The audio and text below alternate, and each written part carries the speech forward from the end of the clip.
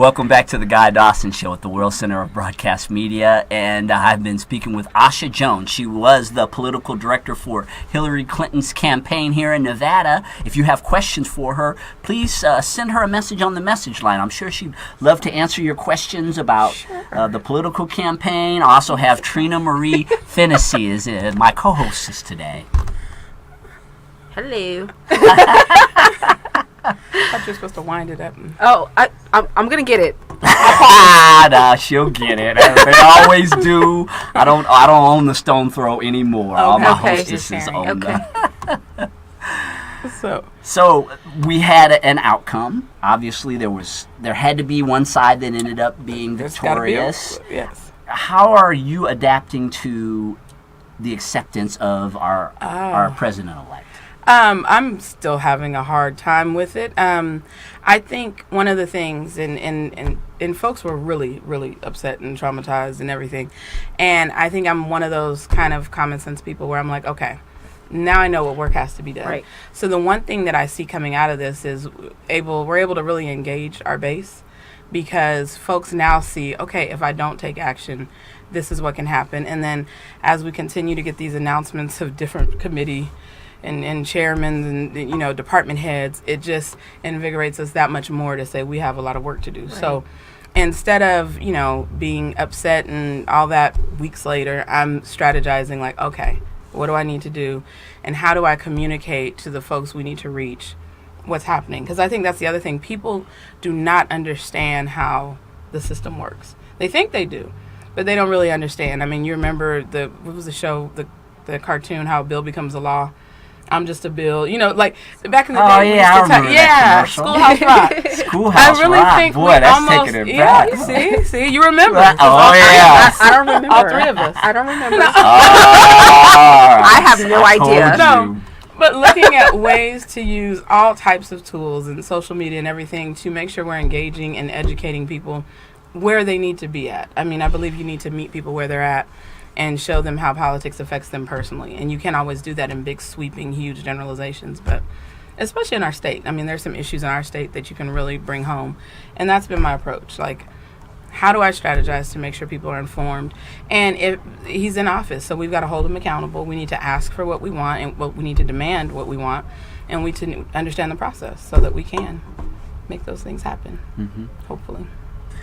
So, I mean, it's just really interesting to see the other side of this. I think that you are taking the leadership position in that you're saying, rather than to be critical and negative of it, you're saying, how can we make the best of it? Right. How can we empower people to step up and get in the game? Because one of the reasons why Hillary didn't get elected was that there was a large percentage of people who didn't engage in the process, and if they had engaged, she would have won. Right.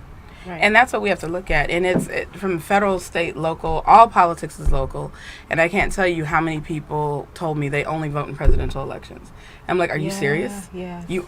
So I think it's beyond the presidential election. It's, do you understand that your city representatives and your county representatives, what they're responsible for, and how you need to choose that person? You don't need to just let it happen. You need to be engaged. And people have no clue. Most people cannot tell you their state assembly person or their state senator. They don't know. Yeah. They know that we may meet every other year for 6 months, but they don't know. So. And that's a good message to the audience. So if you can identify 3 things that people can do to, at the end of the day, President-elect Donald Trump is the President-elect Donald Trump as of today. It is what it is, right? So moving forward, and this is yay for those who are excited and for those who are not, at the end of the day, we have to move forward. So 3 things that you can recommend that people can do to support President-elect Donald Trump. So I don't know that I would put it in those terms. No, I think the 3 things that people can do to ensure that, number one, their voices are heard and that they're engaged. There are a host of groups that aren't even necessarily political groups. There's like nonprofits and issue campaigns and different things. People need to find what connects with them. So if you're the mother of a preschool student, Success by 3 or Reading by 3 or things like that, find what connects you. Go learn about it, Find out where it stands. Do they need more funding? Are they trying to get approval? Find an issue that you can get behind. And even if it's just you understanding the issue so you can have That's a intelligent start. conversation about it, that's fine.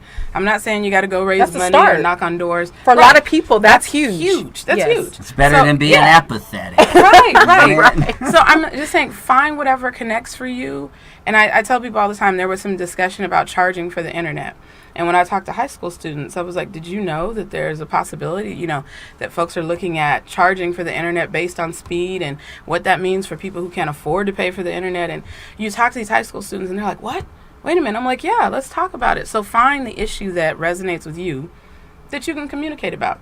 That's easy. Now, to go a step further, if you want to get engaged beyond that, there are political caucuses. There are, on both sides, whatever side you're on, go out and become engaged that way. Go to some meetings, talk to some people. Do something as simple as watch your county commission or city council meeting happen on TV. Go to Channel 4 and watch what happens so you can understand the process, because there's all types of things when people are coming up trying to get licenses for buildings and, things that are going on. Don't find out after the fact. Find out now. So easy, simple things. So I just say engage at whatever level you can engage at. Share correct information and have those discussions. I think that's the other thing. We don't want to have discussions. Oh, I so appreciate that you noted that. Two things, I think. One, people don't want to even admit that they don't know as much Right. when it comes to the political process in general, because you learn it in elementary school. Right. Through high school. You start learning in elementary school, Right. let's be honest. And then to high school, people don't know as much. And rather than say, help me understand this process because I just don't get it, you just don't say anything and you just rather take the back seat and not do anything, which is the worst thing you could possibly do. And the other part is, the one thing that I love the most is I love having touchy conversations.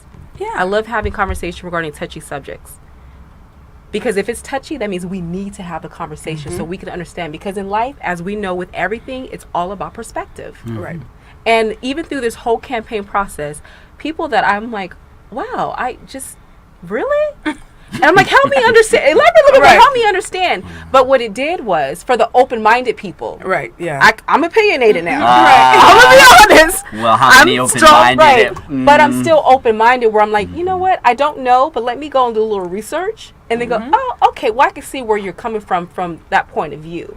And we don't have to agree, and it's that okay. doesn't mean I agree. That means we're having, and that's why, when you say it, it's like, I may not agree with everything, but we all have to live in this world, and we have to find ways. Right. And I will say, I just said this to a lady earlier today.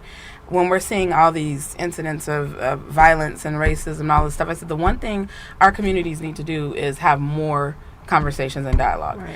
And I remember after the shooting in South Carolina, folks were getting together and interacting with people they didn't normally interact with. And I know even here locally, our church, the church that I attend, partnered with a church across town. It was called the Hope and Victory Service. So you had a predominantly black church and a predominantly white church that came together and had a joint service. And that's huge. We did That something is similar huge. too. And I don't think people realize those are the types of things we need to be doing and still have those other conversations. We have to. If we're going to move forward. Yes. So yes, that's my... Totally agree. Yeah, with that. interesting times. You got to be a part of a legendary campaign. You're going to be involved in the next I hope one. I see you in the you know what? history I book. keep saying I'm going to do something different, but I've been doing this for a long time, and I love it. I like to encourage people to think my way. Well, no, I'm still she's young, so like a hopefully true- I'll see them in the history book. I'll see your name. like a true politician. Right. I'm looking forward to Trina's 30th birthday. Yes. We're going to have a blowout party and look at Asha, thank you so much for stopping Thank you by, for and I wish having you all me. the best. I'm sure that I will be seeing you out in the community. You are active in politics, which is it's important. People have to do this. People have to engage in the process, You have to own it. And politics is not a bad thing to me. I tell you where it goes bad for me is when people are in their judgment. Yes. All right. Oh, yes.